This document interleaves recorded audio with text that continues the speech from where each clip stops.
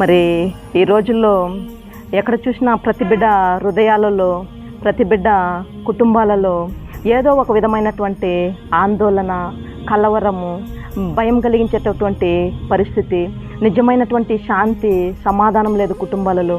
మన హృదయాలలో శాంతి, సమాధానం లేదు. అయితే దేవుని యొక్క వాక్యం సెలవిచ్చుచున్నది.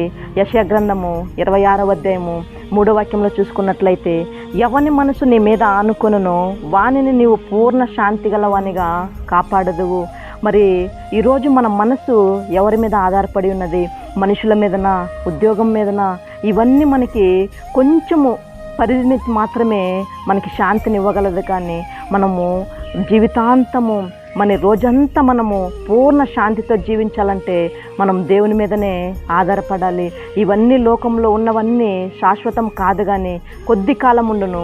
అయితే దేవుడు నిరంతరం ఉండేటటువంటి దేవుడు. మనం ఎప్పుడైతే మన చింతలన్నిటినీ దేవుని మీద మోపి దేవునిలో మనం ఆనందించినప్పుడు, దేవుని కొరకు మనం కనిపెట్టుకున్నప్పుడు నిజమైనటువంటి శాంతిని మనము పొందుకోగలము. అయితే బాధలుంటాయి, చింతలుంటాయి. వాటిని దేవుని మీద వేచి దేవునిలో మనం ఆనందించినప్పుడు దేవుడు మనల్ని పూర్ణ శాంతి గలవానిగా చేస్తాడు. ప్రార్థన చేసుకుందాం. మంచి తండ్రి, యేసయ్యా నీకు వందనాలు ప్రభువా. తండ్రి, ఎంతమంది బిడ్డల జీవితాలలో ప్రభువా, కుటుంబాలలో నా తండ్రి కలవరము, భయంకరమైన పరిస్థితి, ఆందోళన తండ్రి అయ్యా, వాటన్నిటిని మీరు తొలగించినన్నా అయ్యా, ప్రతి బిడ్డ హృదయంలో, ప్రతి బిడ్డ యొక్క కుటుంబంలో నాన్న శాంతిని, సమాధానమును ప్రభువా అయ్యా మీరు అనుగ్రహించమని నా తండ్రి నీ వాక్యం సెలవిచ్చుచున్నది. నా శాంతిని మీకు అనుగ్రహించుచున్నాను అంటున్నారయ్యా. అయ్యా నా తండ్రి, ఆ శాంతిని మాకు అనుగ్రహించి ప్రభువా ప్రతి బిడ్డ కుటుంబాన్ని ఆశీర్వదించి దీవించమని యేసయ్య నామములో అడుగుచున్నాము తండ్రి. ఆమేన్.